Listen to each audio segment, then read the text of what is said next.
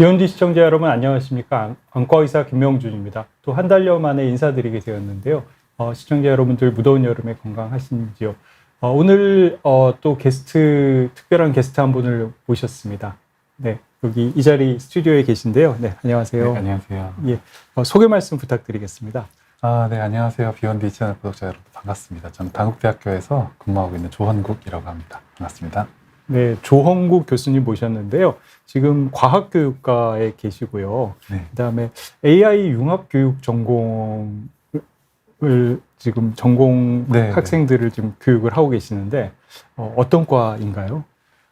네, 일단 과학교육과가 제가 현재 속해 있는 과고요. 네, 과학교육과 말 그대로 이제 각 과학교사를 길러내는 중고등학교, 네, 그 전공이고, 그리고 AI 융합교육 전공 주임 교수 같이 하고 있는데, 이건 정부에서 이따가 아마 말씀드릴 기회가 좀 있을지 모르겠는데, 정부에서 또 교사들에게 AI 능력을 키우기 위해서 대학원을 갈 수 있도록 지원해주고 있는데, 그 취지에 맞게 설립된, 그래서 이제 4년 정도 된 그런 대학원입니다. 네, AI 요즘 굉장히 핫한 주제인데요. 네, 뭐 미래가 어떻게 될 것인가에 대해서 뭐 여러 예측들도 있고, 또 일반 시청자분들도 관심이 많으실 것 같아요. 네, 오늘 말씀해 주실 내용은 어떤 내용인가요? 네, 오늘 제가 말씀드릴 내용은 인공지능, 이것이 과연 좋은지 나쁜지, 특히 이제 교육적 측면에서 이것이 어떤 의미를 갖는지, 뭐 이런 것들을 좀 이야기해 보려고 합니다. 네, 제목이 인공지능, LLM, 예, 좀 어려운 얘기인데 나중에 말씀해 주실 것 같고요.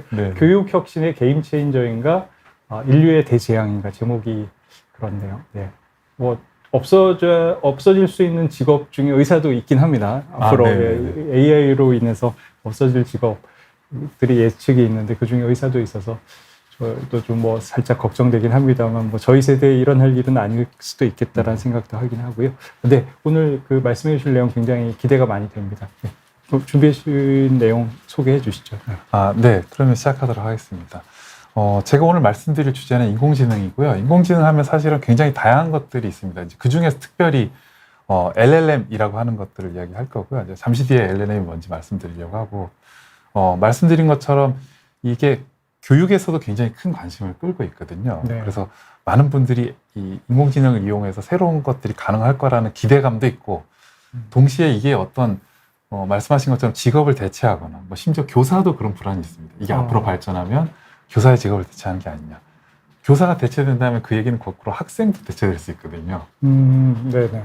혹은 또 이게 기존에 전통적으로 우리가 배워야 될 것들을 좀 약화시키는, 그래서 오히려 사람을 약간 바보로 만드는, 예전엔 TV를 바보상자로 불렀던 것처럼 비슷한 그런 맥락들이 있습니다. 그런 것들에 대해서 제가 이야기를 해보려고 하고요.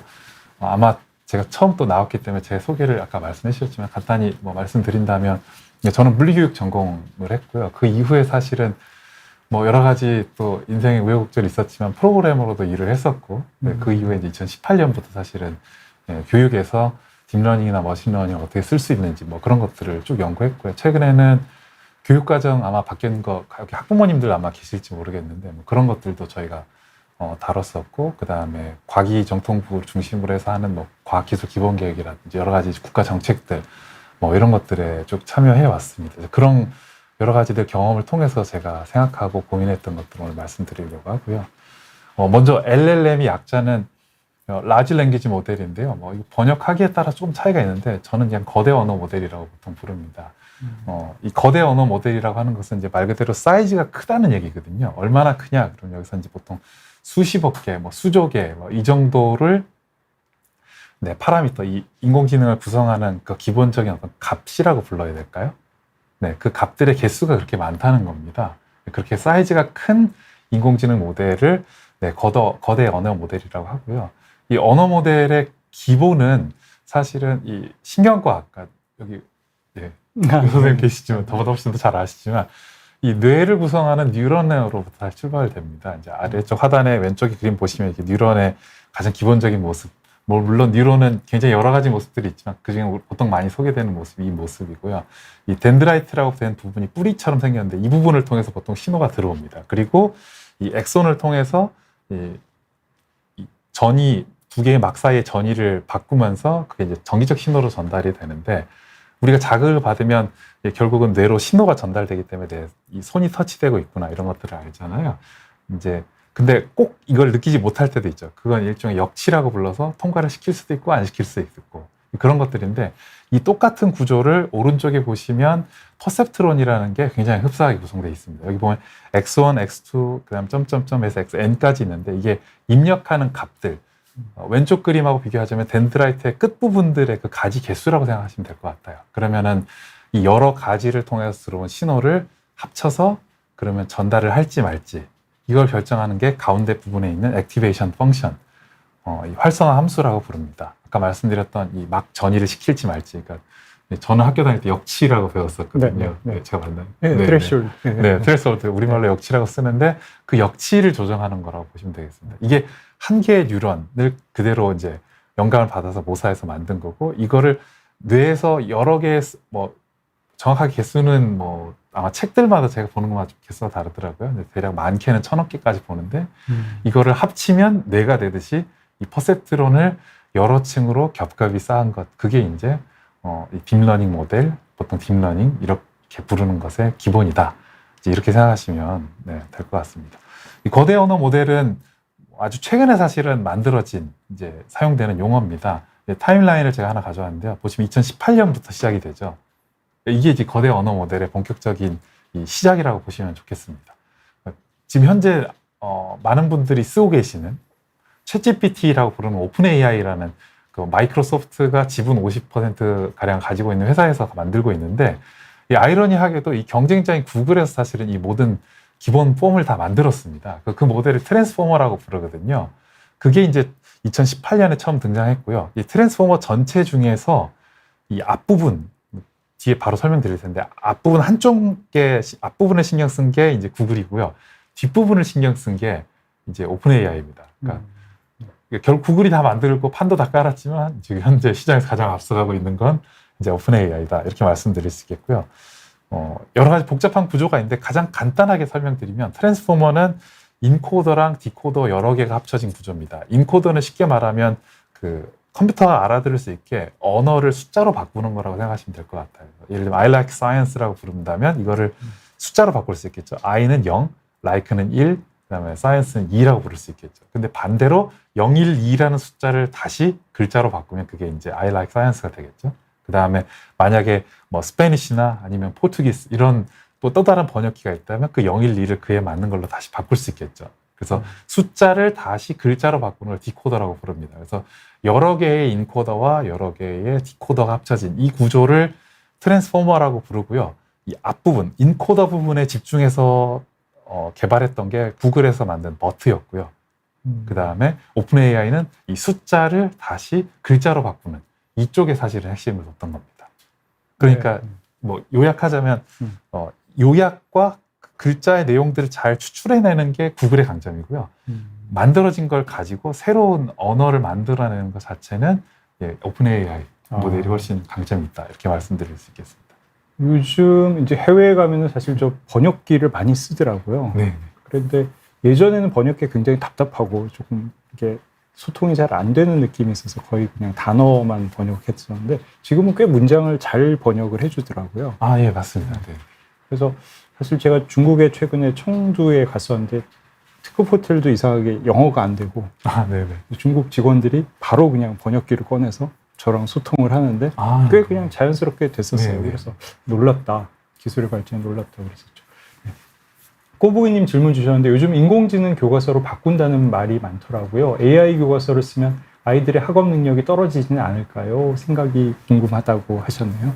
어떻습니까? 네. 질문, 좋은 질문 감사드립니다. 사실 저도 저 지점을 고민하고 있고요.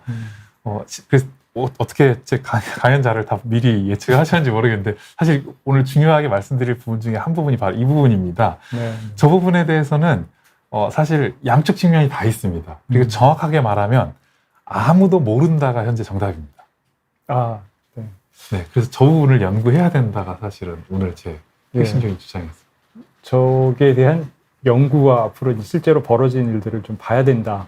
뭐 그런 말씀이신 것 같네요. 네. 네네. 조금만 지켜봐 주시면 제가 뒷부분에 설명을 또 준비를 해온 게 있으니까 다른 분들의 연구 자료까지 같이 왔으니까 아마 조금 귀 기울여 주시면 감사하겠습니다. 네. 조금 기다려 달라고 하시네요. 네네네. 제가 그러면 뭐 인공지능에 대한 개론 얘기는 제가 좀 간략하게 줄여보고 이제 말씀하신 내용을 좀 넘어갈 수 있도록 제가 좀 정리를 해보도록 하겠습니다. 한 가지만 더 이 거대 언어 모델에 대해서 이야기를 하고 싶은데요. 이 챗GPT가 방금 전에 교수님께서 말씀해 주신 것처럼 굉장히 성능이 네. 뛰어나게 좋고 요즘 굉장히 다른 곳에 많이 쓰고 있는데 그 이유에 대해서 설명드리려고 하는데 이 화면은 오픈AI 블로그에서 가져온 걸 캡처한 겁니다. 크게는 두 가지 점이 있습니다. 물론 여기엔 스텝 1, 2, 3 세 가지가 있는데요. 첫 번째는 지도학습이라고 해서 이건 대부분의 인공지능 모델들이 하는 겁니다. 그러니까 지도학습은 뭐냐면 답을 주고 네 답을 어떻게 추론했는지를 거꾸로 끼워 맞추는 방식이라고 보시면 좋을 것 같고요. 스텝 두 번째 있는 거는 그 인간을 이용한 강화학습이라고 보통 부르는데 사람이 인공지능이 준 답을 좋아, 나빠 이걸 계속 눌러주는 거라고 쉽게 생각해 보시면 되겠습니다. 그래서 챗GPT나 이런 모델 쓰면 중간에 밑에 엄지 이렇게 올라가고 내리고 누르는 게 있잖아요. 그걸 하면 사실 평가를 받으면서 점점 발전하게 되거든요. 그런 것들이 있고요. 마지막 세 번째가 굉장히 중요한데 이 스스로 그 학습을 조절할 수 있어요. 인간처럼. 네, 그러니까 처음에 아무것도 배운 게 없을 때 공부를 해서 배우는 거랑 한참 지식이 쌓여서 공부할 때랑 이게 사실은 또 다르잖아요. 아마 뭐 제가 의학을 제대로 공부한 사람은 아니지만 의학을 공부를 아마 하셨을 때 그러실 것 같아요. 처음에 예과에서 공부했던 거랑 나중에 이제 교수님 되셔서 공부하셨을 때 보는 똑같은 논문, 똑같은 책을 보더라도 분명히 다른 입장이실 것 같거든요. 처음에는 그런가 해서 보다가 나중에는 이건 이 부분은 맞고 이 부분은 틀리니까 걸러서 봐야 되겠다 이렇게 생각하시는 것처럼 인공지능도 스스로 잘했어 못했어를 평가하는 모델 자체를 사람처럼 계속 발달을 시키는 겁니다. 그러니까 학습의 정도에 따라서 점점 똑똑해지는 거네요. 예, 맞습니다. 그래서 좀 무서워하는 거 아닌가요? 이게 얼마나 똑똑해질지 모르겠다. 사람보다 더 똑똑해지면 어떡하나 막 그런 걱정을 하는 것 같습니다. 반대로 생각해 보면 인공지능 자체가 이 사람의 혹은 생명체가 가지고 있는 지능, 학습, 추론 이 과정을 모사해서 아이디어를 얻어서 만든 거기 때문에 결국 사람을 넘어서는 게 가능한가에 대해서는 저는 또 개인적으로는 회의적인 주장입니다. 결국은 계시는 또 우리 교수님처럼 이런 훌륭하신 분들이 연구를 더 많이 해주셔야 또 인공지능이 발전하지. 그러니까 의학과 신경과학이 발달하지 않으면 결국 멈춰 있을 수밖에 없다. 저는 이렇게 생각합니다. 근데 이제 AI한테 많은 권한을 줬어요. 예를 들면 뭐 이렇게 어떤 시스템 통제라든지 뭐 그런 거를 권한을 줬는데 사람도 착한 사람이 있고 나쁜 사람이 있듯이 AI도 나쁜 마음을 먹으면 나쁜 일을 할 수도 있지 않을까요? 뭐 영화 그런 데서 그런 내용들이 있었던 것 같은데. 네, 충분히 그럴 수 있습니다. 근데 제가 오히려 염려하는 건 인공지능 자체가 뭐 마치 뭐 SF 영화처럼 스스로 의식을 가진 존재가 돼서 뭔가를 하는 것보다 이걸 쓰는 사람이 어떤 목적으로 쓰느냐가 굉장히 중요한 것 같아요. 아마 러시아 우크라이나 전쟁도 그렇고 이스라엘도 그렇고 여러 군데 쓰고 있는데 대표적인 게 지금 군사적인 목적으로 쓰는 겁니다. AI 자체를. 그러니까 AI 자체는 이게 내가 하는 행동이 정당한 행동인지 나쁜 행동인지를 판단할 수 없고 그냥 인간이 준 명령어에 따라서 그 명령을 가장 최적화되게 수행할 수 있도록만 하거든요. 그러니까 이걸 어떤 의도로 쓰느냐. 사람을 보호하고 택배를 수송하고 뭐 이런 목적으로 드론을 쓸 수도 있지만 살상용으로 누군가를 감시하기 위해서 쓰게 된다면 굉장히 또 나쁜 무기가 되는 거죠. 이승현님 질문 주셨는데 앞으로 AI 산업이 얼마나 지속될까요? 5차 산업혁명으로 이어진다는 말도 있고 한때 유행이다 말도 있고요. 제 아들이 AI 전공하려 해서 궁금합니다 라고 질문 주셨어요. 네. 이 미래를 예측하는 것만큼 어려운 건 없는데요. 제가 그냥 개인적인 생각을 말씀을 드리겠습니다. 4차 산업혁명 자체도 지금 있냐 아니냐 뭐 그런 논쟁도 사실 일부 있습니다. 근데 그 다음 버전에 그 무언가가 일어날지는 잘 모르겠고요. 만약에 일어난다고 한다면 저는 실패했던 메타버스가 직접적으로 도래하는 게 아닐까 싶어요. 그러니까 메타버스의 원래 핵심 자체는 진짜와 가짜 세계, 가상 세계 자체가 구분이 안 될 만큼 섞이는 걸 의미했는데 아마 코로나19 때 학생들도 그렇고 많은 분들이 온라인으로 강연하고 이렇게 하다 보면 편리하긴 하지만 그게 실제 앞서서 이렇게 마주보고 얘기하는 것과는 굉장히 큰 차이점이 있잖아요. 그 관계를 극복 못한 거거든요. 결국 그것은 기술적인 한계에 부딪혔다 저는 생각을 합니다. 그러니까 우리 실제로 보는 것, 그다음 느끼는 것, 냄새 이런 감각을 사실 모두 재현해낼 수 있어야 그 진정한 메타버스가 구현될 수 있는데 거기까지 가기에는 아마도 굉장히 많은 시간이 걸릴 것 같다라는 생각을 하는 거고요.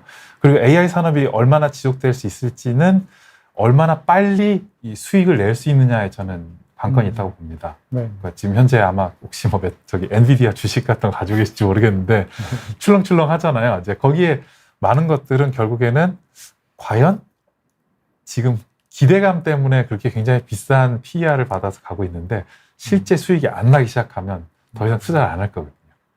그래서 그 부분이 관건인데 아직 본격적으로 수익 궤도에 오르지는 않았다. 심지어 오픈 AI조차도 아직은 적자라는 얘기가 있습니다. 굉장히 많은 구독자를 가지고 있지만. 그리고 네. 또 아마 아드님이 AI를 전공한다고 하시는데 뭐 그런 관점에서 하셔도 상관없을 것 같고요. 다만 한 가지만 첨언하자면 AI만 알면 좀 곤란하고요. AI 말고 다른 걸 잘 아시는 게 굉장히 중요합니다. 뭐 예를 들면 뭐 옆에 계신 교수님처럼 의학을 잘 알면서 AI를 잘 쓰는 사람, AI만 잘 쓰는 사람보다 그게 훨씬 도움이 되거든요. 왜냐하면 AI 결국 자체는 무언가를 위한 도구이기 때문에 어디에 활용할지에 대한 생각들을 좀 해보시는 게 훨씬 중요해서 제가 그런 말씀을 드리고 싶습니다. 네, 그렇군요. 아니, 저도 관심이 많고 지금 막 너무 재밌어가지고 자꾸 질문을 드리는데 준비해 오신 내용이 많을 걸로 생각이 되는데 제가 좀 막고 있는 게 아닌가 걱정됩니다. 예, 계속 좀 진행을 해주시죠. 네.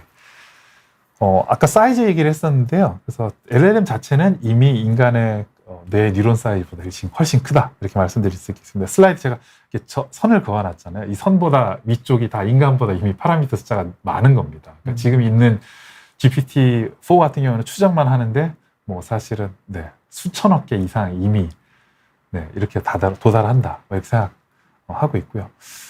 이제 본격적으로 제가 준비한 내용들 조금 이제 설명드리려고 하는데요. 일단 기본적으로 LLM이 어떤 의미를 갖는지, 왜냐하면 오늘 제가 말씀드릴 내용은 학습에 대한 이야기들을 좀 해보려고 하거든요. 이 교육학에 보면 구성주의라는 게 있는데 이게 대부분의 교사나 교육학자가 따라가는 생각입니다. 쉽게 생각해보면 이런 건데 여기 학부모님들이 아마 그래도 좀 많이 계실 것 같아서 그냥 예를 들어보면 아이들을 공부하라고 막 시켜도 공부 안 하잖아요. 그래서 이제 막 야, 그럼 이번에 이거 잘하면 뭐 줄게 이렇게 하잖아요. 그래서 적절한 보상을 제공해서 따라오게끔 만드는 거, 이걸 행동주의라고 하고요. 근데 그렇게 보상을 제공하더라도 할지 안 할지는 그 학생 개인이 결정하는 거잖아요. 그래서 이 학생이 가지고 있는 개별적인 어떤 인식의 세계라든지 인지 구조라든지 원래 가지고 있는 생각, 이게 훨씬 중요해. 그래서 우리는 여기에 도주할 수밖에 없어. 이렇게 생각하는 게 구성주의입니다. 그 대표적인 주자가 바로 지금 화면에 보시는 비고츠키라는 분인데, 이분이 굉장히 중요한 얘기를 한 가지 했는데 어떤 얘기를 했냐면 우리 인간은 언어와 사고를 쓴다. 언어와 사고 분명히 다른 건 맞는데 이 두 가지는 서로 뗄래야 뗄 수가 없다. 그래서 사고 없이 언어를 하는 건 그냥 소리일 뿐이잖아요. 근데 반대로 또 언어 없이 사고하는 것도 쉽지 않아요. 생각해보면 지금 이 순간도 저분이 지금 무슨 얘기를 하는 거지? 이거 너무 무서운 거 아니야? 이런 얘기를 머릿속으로 하시잖아요. 그래서 이 사람이 언어와 사고라는 두 가지 구별된 게 있지만 결국 성장하면서 이 두 가지를 점점점 교묘하고 복잡하게 해가는 것, 이렇게 생각하는 거죠. 그래서 다시 이걸 뒤바꿔 보면 언어로 뭔가 표현할 수 있다면 이게 결국엔 생각한다로 볼 수 있지 않느냐라는 생각이고, 이게 LLM의 가장 기본적인 아이디어라고 볼 수 있겠습니다. 그래서 예를 들면 의학에서 뭔가 진료하고 처방하고 이런 것들이 있을 때 결국 학습을 해야 되는데, 그 학습은 뭐 여기 계시는 교수님들처럼 의사 처방전이 있잖아요. 처방전, 그다음 환자들의 혈액 검사 데이터, 뭐 여러 가지들, 엑스레이 데이터, 이런 것들이 있으면 이걸 가지고 결국은 텍스트로 바꿀 수 있다면, 반대로 텍스트로 뭔가를 주면 처방전을 만들든 뭐 이미지를 만들든 이런 것들이 가능하겠죠. 그래서 이 모든 것들을 언어화된 형태로 바꿀 수 있게 만들고 그걸 다시 반대 형태로 만드는 거, 이게 이제 LLM의 기본이라고 볼 수 있겠고요. 심지어 교통사고 분석도 가능합니다. 뭐 이 논문에 보면은 교통사고 현장에 대한 사진이 있고 거기에 대한 이제 그 조사관의 기록이 있잖아요. 그러면은 이 두 개를 매칭을 하는 겁니다. 반대로 그럼 이 쌓인 데이터를 가지고 사진을 보고 그러면 이런 비슷한 사고가 있겠네라고 하는 거를 이제 언어를 통해서 예측을 하는 거죠. 그리고 지금 또다시 지금 일부 변이가 유행하고 있다고 하는데, 코로나19에 대한 변이 자체도 사실은 이 언어 모델을 이용을 했습니다. 이제 RNA나 DNA들을 시퀀싱하면 결국에는 이 염기 서열에 대한 이 텍스트로 가져올 수 있잖아요. 그러면 저것들을 다 문자로 생각해서 이전의 데이터들과 얼마나 차이가 있는지를 비교 분석해 보는 거죠. 언어 모델로. 이런 식으로 변이를 예측하기도 합니다. 뭐 교육에서는 그러면 LLM 어떻게 쓰느냐? 뭐 제가 하고 있던 사례들 몇 가지만 간단하게 말씀드리면, 제가 하는 거는 다른 이제 서울대 다른 교수님과 같이 했는데요. 인공지능 가지고 자동 평가랑 피드백하는 걸 해본 겁니다. 학생들이 이제 과학에서 글쓰기를 하는데, 글쓰기 하면 이제 거기 주장도 있고 근거도 있고 뭐 이런 것들이 있잖아요. 그런 것들을 얼마나 LLM을 통해서 잘 뽑아내고 학생의 수준에 맞게 잘 평가하는가. 그래서 인간이 한 거랑 비교해보는 이제 그런 작업들을 제가 최근에 한 것 중에 하나가 있었고요. 그래서 뭐 그림은 복잡하지만 방금 제가 말씀드린 것처럼 텍스트가 들어오면 그거를 정리해서 분석해서 사람의 결과 비교해보는 것. 그리고 그거를 제가 프로그램으로도 만들었지만 쉽게 다른 사람도 쓸 수 있게 이걸 웹사이트로도 만들었습니다. 이런 식으로 어떤 텍스트를 입력을 하면 이렇게 이 사람이 이야기한, 학생이 이야기한 내용들을 구조화시켜서 보여주기도 하고 얼마나 잘했는지 이런 걸 평가하기도 하고요. 그리고 또 이 영재학교가 우리나라 전국에 퍼져 있는데, 영재학교에서는 논문을 쓰기도 합니다. 고등학생인데. 그런 거 논문에서 학생들 초록을 얼마나 잘 썼는지, 이게 초록이 가지고 있는 여러 요소들이 있는데, 그게 이제 연구 목적이나 배경, 연구 방법, 결과, 뭐 결론과 시사점 이런 것들을 쓰게 돼 있는데, 이런 것들 얼마나 충실하게 잘 갖췄는지 뭐 이런 것들도 여러 가지 언어 모델들을 쓰게 만드는 거예요. 그래서 그런 것들을 가지고 여러 방법, 현재 알려진 프롬프트 쓰는 방식, 그다음 뭐 파인 튜닝이라든지 이런 것들을 통해서 얼마나 성능이 잘 나오는지 뭐 이런 것들도 하고 있습니다. 심지어 뭐 최근에는 제가 연구소 학생들 면담을 했는데요. 제가 지원자가 많아서 제가 일일이 다 할 수 없어서 네, 이걸 인공지능을 통해서 면담을 하게 또 프로그램을 한 사례를 제가 하나 가져왔습니다. 네, 인공지능을 통해서 직접 면담 질문을 제가 주지 않고요. 학생들의 상황에 맞게, 답변에 맞게 뭐 이런 것들을 쭉 이렇게 진행을 하고 있고요. 그리고 아까 그 AI 관련된 이제 교육에 관련된 질문들이 있었는데, 제가 특별히 관심을 갖게 된 이유는 정부에서 사실은 굉장히 드라이브를 걸고 있습니다. 이 AI 애답이라는 사업이 있는데요.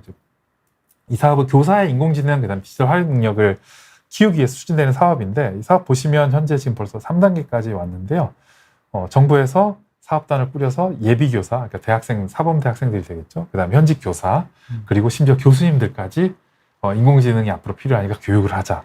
뭐 이런 것들을 하고 있고요. 그리고 뭐 디지털 교과서 아까 질문 주셨었는데, 정부에서 사실은 현재 지금 만들고 있고 아마 내년부터 본격적으로 쓰게 될 겁니다. 정보교과를 포함해서 세계교과가 먼저 시작이 되고 과학은 이제 그 다음 버전에 출발이 되는데, 그래서 AIDT라고 불러서 AI 디지털 교과서를 지금 정부 주도로 만들고 있고요. 여러 출판사들이 지금 하고 있습니다. 그래서 과연 인공지능이 이렇게 막 급격히 확산되는데, 교육에서도 막 쓰는데 이거 괜찮을까에 대한, 저도 그걸 쓰고 있지만 이제 그런 질문에서 사실은 이 인공지능을 쓰고 있고요. 네. 뭐 인공지능이 그러면 과연 이게 좋은 도구냐에 대한 이제 질문으로 넘어가 보려고 하는, 아까 말씀드렸던 질문에 대한 답을 좀 드리려고 하는데, 여기엔 상반된 의견이 있습니다. 이제 쉽게는 이제 전자책으로 된 뭔가 읽기, 그 다음에 타블렛으로 된 혹은 컴퓨터로 된 스크린으로 된 읽기, 이 이해와 관련된 연구가 그래도 가장 많이 돼 있습니다. 이것도 사실은 직접적으로 AI를 다룬 연구들은 아닙니다. 왜냐하면 AI를 다룬 연구가 아직 충분하진 않거든요. 애석하게도 이 연구에서는 어떻게 설명하냐면, 이 전통적인 학습에서는 딥 프로세싱, 그러니까 이게 어떤 의미가 있지, 이거 맞는 건지, 비평대보 이런 복잡한 능력을 하는 것을 이제 딥 프로세싱이라고 하는데, 그게 전통적인 학습에서 잘 되는데, 이 스크린을 가지고 하면은, 전자기기 활용을 하면은 단기적인 기억 이런 거, 그냥 순간적인 이런 거에만 몰입한다. 이런 비판을 사실은 이 논문에서는 지금 하고 있습니다. 그리고 뭐가 더 좋냐에 대한 질문에 대해서는 또 가장 최근에 이루어진 이 연구에서 보면은, 이 연구에서는 이 종이책을 더 좋아하는 애들은 보면은 원래 독서 좋아하는 애들이다. 근데 아닌 애들은 또 전자기기로 된 걸 선호한다. 그러니까 뭐 아이패드 이런 걸 어렸을 때 많이 봤다는 애들은 또 이걸 더 좋아한다. 뭐 이렇게 생각할 수도 있는 거죠. 집에서 안 책임이. 교수님은 어떠세요? 이렇게 그냥 사실 뭐 PDF로 되어 있는 논문이 더 좋으세요? 아니면 저 같은 경우에는 네. 종이가 더 편해서 네. 뭐 환경을 생각하면 그러면 안 되는데, 굳이 프린트아웃을 해가지고 그거를 그냥 줄거가면서 읽는 게 더 잘 읽히긴 하거든요. 네. 어떠신가요? 저는 사실 책 되게 좋아하는데요. 네. 책을 너무 많이 이제 사고 쌓으니까 집에서 싫어하더라고요, 와이프가. 너무 이게 책 줄 데가 없다. 그래서 또 들고 다니기도 무겁고, 왜냐하면 제가 보고 싶은 책이 여러 권인데 그걸 다 들고 다닐 수가 없으니까 어깨도 너무 무겁고, 그래서 저는 아이패드로 이용해서 보는 걸 좀 선호합니다. 거기에 메모도 다 가능하고 해서요. 네. 이사할 때 보면 책이 상당히 짐이 되긴 하죠. 무겁고 부피도 네, 크고. 네, 맞습니다.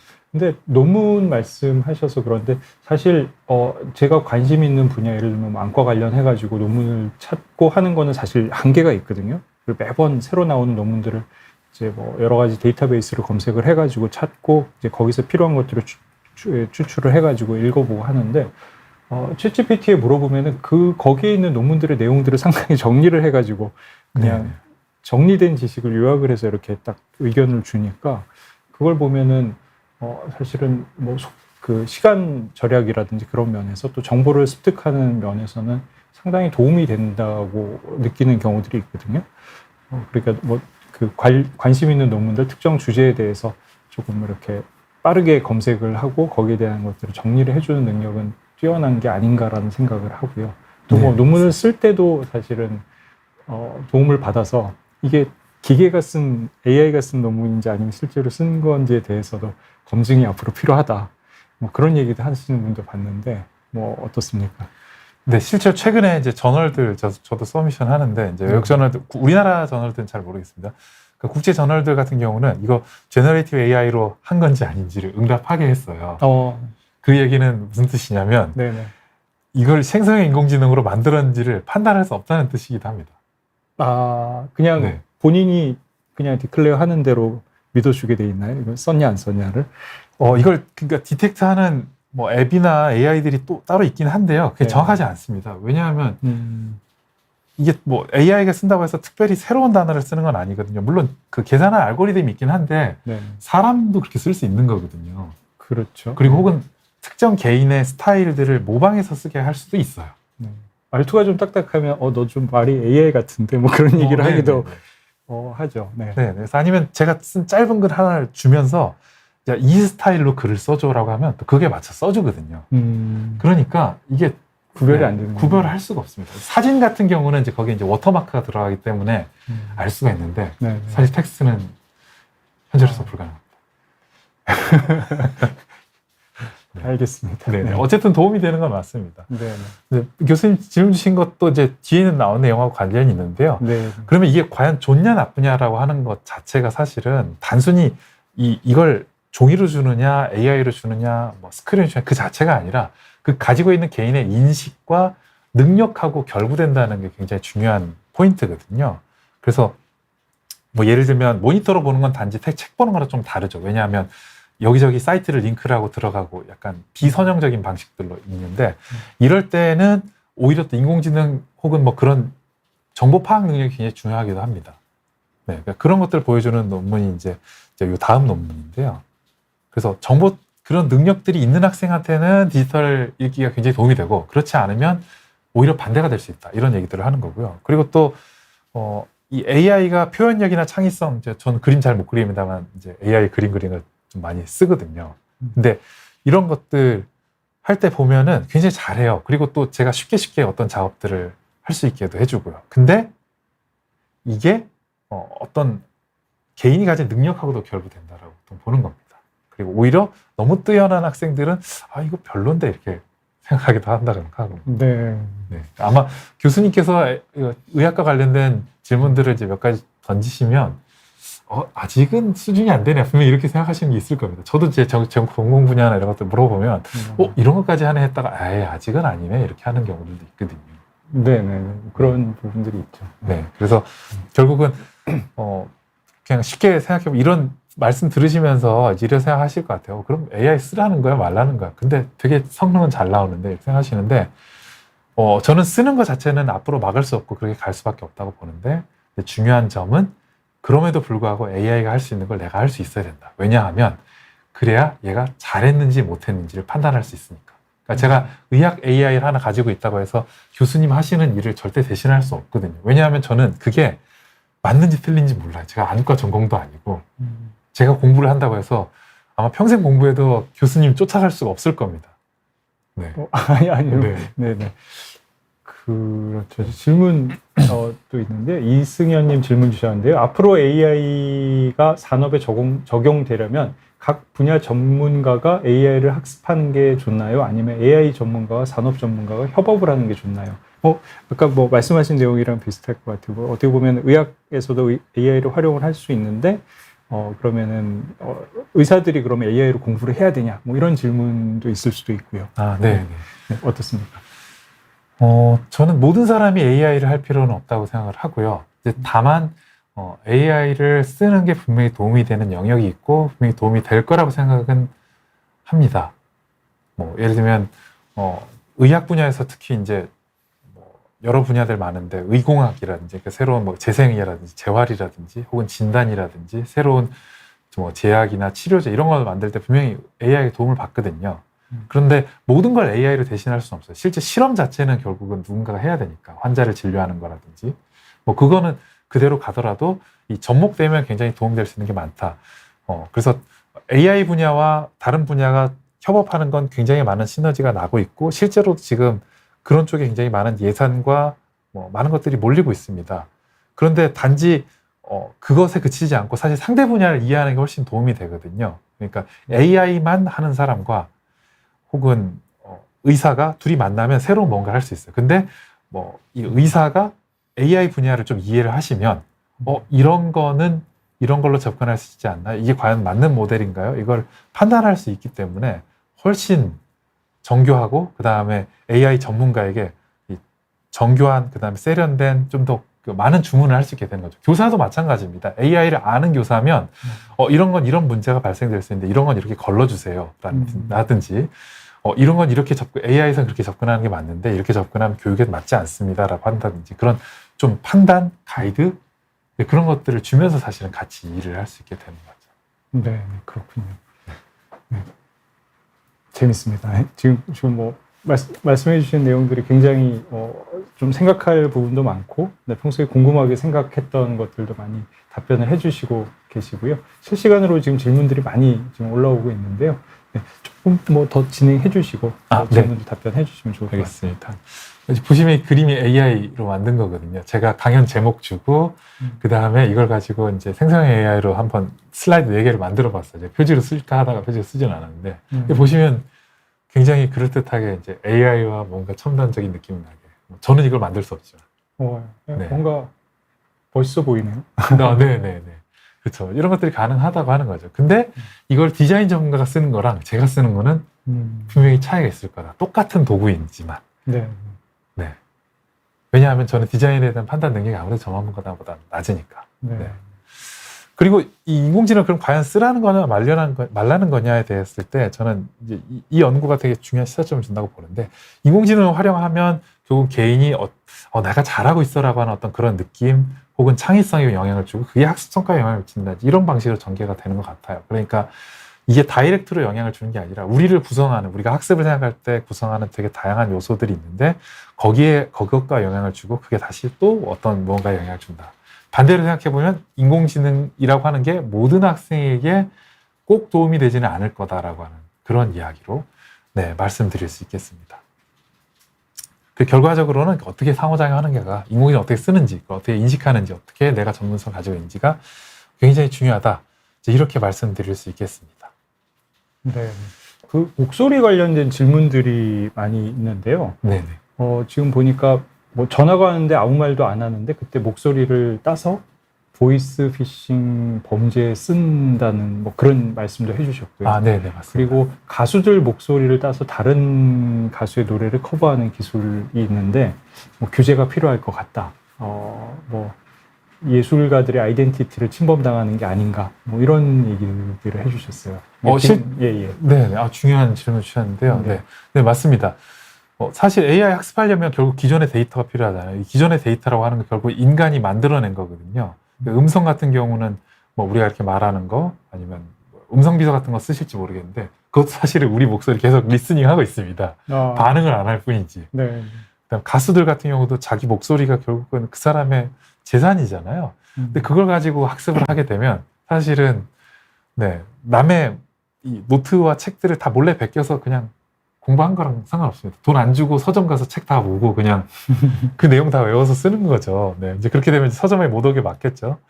그래서 실제 저 부분이 문제가 됩니다. 처음 인공지능 만들었을 때 인터넷에는 그런 제한 없이 오픈됐으니까 그걸 썼는데 그 다음부터는 이제 돈을 지불하고 쓰거든요. 그래서 앞으로 인공지능 발전할 때 문제가 되는 게 하드웨어, 그러니까 학습할 수 있는 뭐 GPU라고 보통 부르죠. GPU 문제보다 오히려 이 데이터를 돈 주고 사야 되는 그 비용이 더 많이 들 거다라고 얘기를 하고 있습니다. 네. 뭐 인공지능 기술이 정말로 얼마나 가능한, 제가 보이스 피싱과 관련된 기술을 직접 하진 않지만, 뭐 최근에 학습된 내용들 보면 몇 분 분량이면 충분히 그 사람 웬만한 걸 다 따라하긴 하는 것 같아요. 그래서 한마디 정도로 얼마나 될 수 있을지까지는 저도 확답은 못 드리겠습니다만, 뭐 주의해야 되는 건 맞습니다. 조금 더 주의한다면 사실 소셜미디어에 가족 사진을 올리는 것도 저는 반대합니다. 네네. 네, 범죄에 이용될 수 있습니다. 네, 그렇다고 하시네요. 사실 조금 지금 방송하고 계시는데 어떻게 보면은 상당 시간 말씀을 해주시고 계시잖아요. 그러면은 네네. 거의 똑같은 말투, 목소리로 뭐 기계가 얘기를 할 수 있는 뭐 그런 것도 가능하겠네요. 교수님하고 네, 충분히 똑같은. 네, 가능합니다. 네. 이미 상용화된 뭐 컴퓨터 프로그래밍을 할 줄 모르시더라도 상용화된 앱에다가 지금 제가 하는 목소리 혹은 여기 들으시는 구독자분 뭐 영상이라든지 거기서 음성만 추출해서 내 파일만 업로드하면 다 만들어낼 수 있습니다. 저는 비욘드에 많이 출연했었는데 걱정이 갑자기 되기 시작했습니다. 네. 그럴 수 있습니다. 예. 다음 슬라이드는 어떤 내용인가요? 네. 제가 인공지능을 어떻게 바라봐야 되는지에 대해서 간단히 말씀드리려고 하는데요.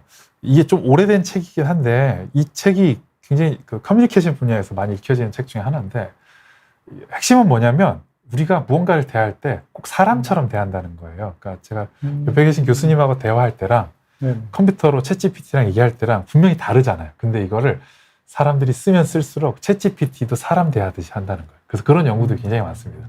챗봇을 계속 쓰잖아요. 그럼 사람하고 친해지듯이 얘도 사람처럼, 내 친구처럼, 내 동료처럼, 내 가족처럼 이렇게 대해요. 그래서 몇 년 전에 있었던 이루다라고 혹시 사건이 하나 있었는데, 그것도 같은 맥락입니다. 이루다 자체가 좋고 나쁘다의 문제라기보다 거기 이면에 있는 문제는 이거를 내 친구, 내 동료, 내 동생처럼 생각한다는 거예요. 그래서 인공지능 자체가 성능이 좋다, 나쁘다, 이거는 그 다음 문제고요.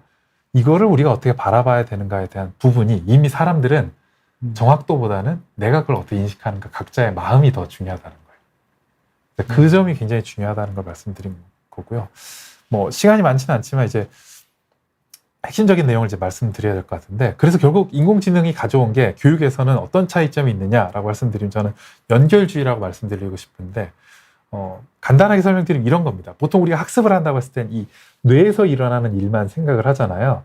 그런데 알고 보면 학습이 몸도 쓰고 우리 외부에도 있다는 겁니다. 뭐 단편적으로 지금 주변에 있는 가족 제외하고 가까운 분들 연락처 외우고 계세요? 아마 그렇지 않을 겁니다. 네. 다 휴대폰에 가지고 있잖아요.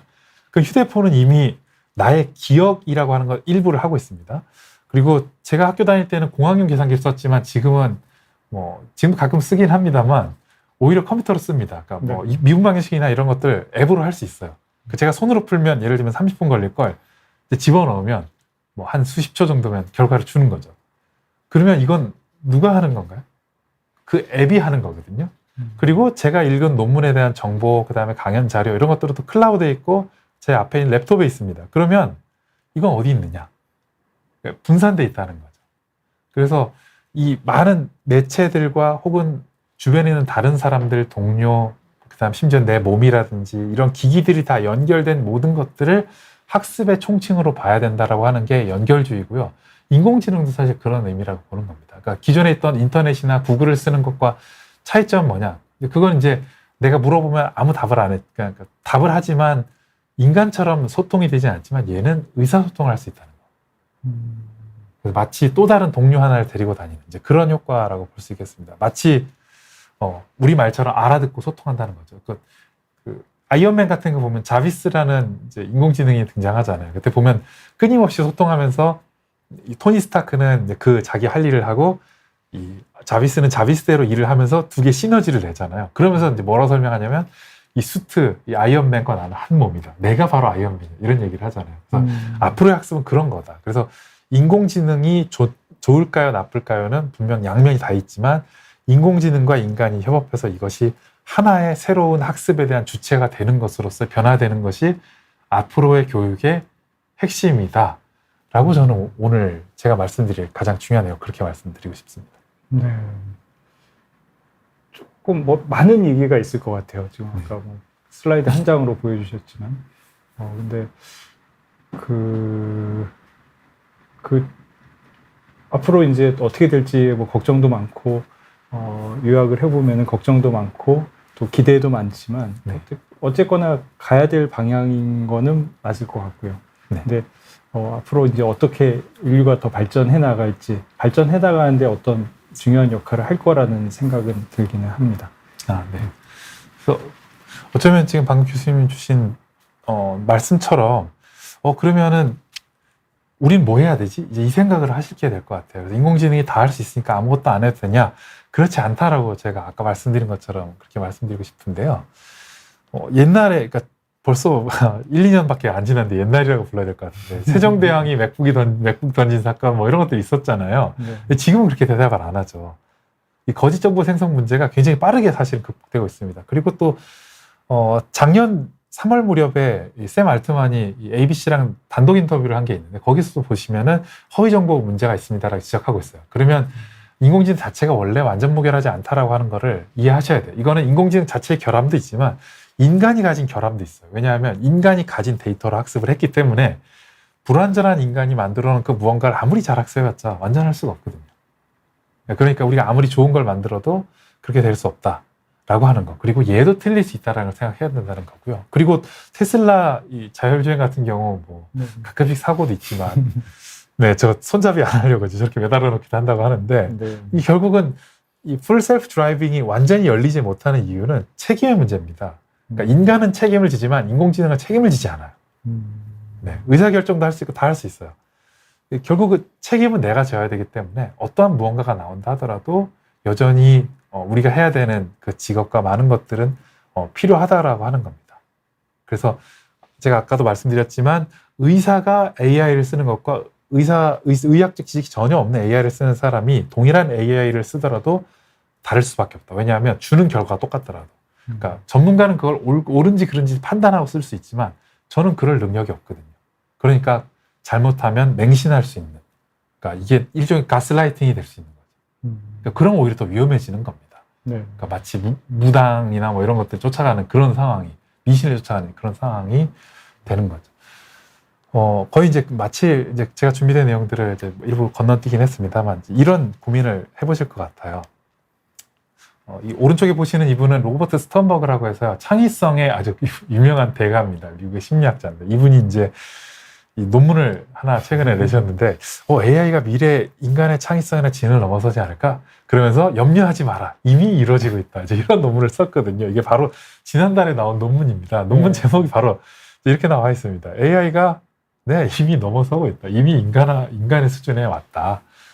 이런 얘기들을 하고 있습니다. 그래서 전문가의 입장에서 봤을 때 부족한 면은 있습니다만 이미 우리가 할 수 있는 어떤 것들을 이미 하기 시작했다. 그래서 AI가 할 수 없는 건 뭐가 있을까라고 해서 그거를 피해가려고 하는 방식이 아니라 이거를 내가 활용해서 얼마나 나의 능력을 극대화시킬 수 있을까. 그런 점에 초점을 더 주면 어떨까. AI 자체는 선한 면도 있고 악한 면도 있고 얘 자체는 그 어떤 것도 없다. 왜냐하면 의식이 없는 존재니까. 결국 의식이 있는 주인이 되는 인간이 어떻게 쓰는 게 굉장히 중요하다. 저는 이제 그렇게 말씀을 드리고 싶습니다. 제가 오늘 말씀드리고자 준비했던 내용은 여기까지고요. 경청해 주셔서 감사합니다. 혹시 저는 사실 조금 굉장히 재밌게 들었고요. 지금 큰 어떻게 보면은 과학과 역사의 흐름의 변화의 시기에 있는데, 그런데 그 AI가 어떤 역할을 할 수 있을지에 대해서 다시 한번 조금 생각을 해보는 그런 계기가 됐고요. 오늘 출연해 주셔서 감사드리고, 저희 팔봉님 질문 주셨는데요. 많은 분들이 궁금해하실 것 같아요. AI 때문에 잘 될 직장이 무엇일까요? 없어질 직장에 대한 예측은 많이 본 것 같은데 관심 있게도 다들 보시는데 젊은이들이 힘들어할 것 같아서 질문하신다고 하셨는데 AI 때문에 잘 될 직장은 어떤 직장이 있을까요? 저는 일단 말씀드리기 전에 한 가지 구분해야 될 게 있을 것 같은데 AI 자체는 소프트웨어입니다. 사실 이거 하드웨어는 아니거든요. 그러니까 우리가 생각하는 AI 하면 막 그 휴머노이드, 그러니까 인간처럼 동작하는 로봇을 생각하는데 아직 그 기술까지는 못 갔습니다. 그래서 아무리 그러니까 AI는 현재는 소프트웨어에 집중되어 있기 때문에 하드웨어적으로 뭔가 하는 작업들은 여전히 인간의 손을 많이 필요로 하고 뭐 여러 가지 필요합니다. 예를 들면 실험하는 거 과학에서 그러니까 아직은 정밀한 실험들을 할 수 없거든요. 그래서 실제 경험적인 데이터를 모으는 작업들, 그래서 실제 인간을 맞닿아서 뭔가를 얻어야 되고 정보를 캐내고 수집하고 탐색하고 이런 것들은 필요로 합니다. 그래서 그런 직장들은 여전히 필요하고, 네, 말씀드린 것처럼 뇌만 있는 상태랑 비슷하다고 보시면 될 것 같아요. 그래서 그러니까 데이터가 있는데 분석을 못하고 있다라고 하는 것들은 거의 대부분 AI를 쓰고 있습니다. 그러니까 예를 들면 천문, 해양, 그 다음에 뭐 기존에 있었던 뭐 제가 일부 지금 하고 있는 건데 뇌과학에서 특히 이제 뇌파와 관련된 것들, 네. 데이터가 너무 많아서 노이즈가 많이 끼고 해서 분석 못하게 하는 것들 지금 딥러닝 쓰면서 엄청 잘 되고 있거든요. 그래서 많은 데이터를 다뤄야 되는데 시간 싸움을 하는 그런 직업들은 대부분 AI를 아마 쓰게 될 거고, 그 인간이 또 판단하거나 또 여러 가지 또 새로운 이론들을 또 주입해야 사실 또 가능한 면이 있거든요. 그래서 네. 그런 것들이 아마 도움이 되지 않을까. 그래서 젊은이들이 전통적인 직장으로 가기 힘들어하는 부분은 있지만 지금 또 유튜브를 이렇게 보시는 게 또 새로운 또 혁명적인 또 이 미디어의 변화잖아. 이런 것처럼 아마 AI를 이용해서 새로운 직업군들이 굉장히 많이 일어날 거다. 그래서 사라지는 면이 있듯이 또 굉장히 떠오르는 우리가 예측 못하는 미디어를 포함해서 또 새로운 또 서비스 할 수 있는 많은 것들이 일어날 거다. 저는 그렇게 생각합니다. 네. 사실 하나하나 얘기를 하면은 밤을 새도 모자랄 것 같은 네. 내용들인 것 같은데 좀 인상적이었던 거는 최근에 몇 가지 보여주신 논문들이 최근에 또 AI 관련된 정보 논문들도 많이 나오고 있는 걸로 보이는데 그러면 연구가 지금 많이 진행이 되고 있다는 거고 새로운 지식들이 AI 관련된 지식들도 계속 업데이트되고 있는 네. 그런 상황인 걸로 보입니다. 네. 혹시 뭐 질문 있으시면은 뭐 추가로 질문 있으시면은 댓글 달아주셔도 되고요. 아까 뭐 이메일 소개해 주셨는데 혹시 관심 있으시거나 협업을 하실 뭐 그런 연구자 분이 계시면 연락을 드려봐도 좋지 않을까 생각합니다. 네, 다음에 혹시 또 연구 성과 있으면은 한번 또 소개해 주실 수 있으면 좋을 것 같고요. 네, 여기서 시청자 여러분들께 인사드려야 될 것 같습니다. 네, 시청자 여러분 오랫동안 장시간 시청해 주셔서 감사드리고 다음에 또 인사드리도록 하겠습니다. 감사합니다.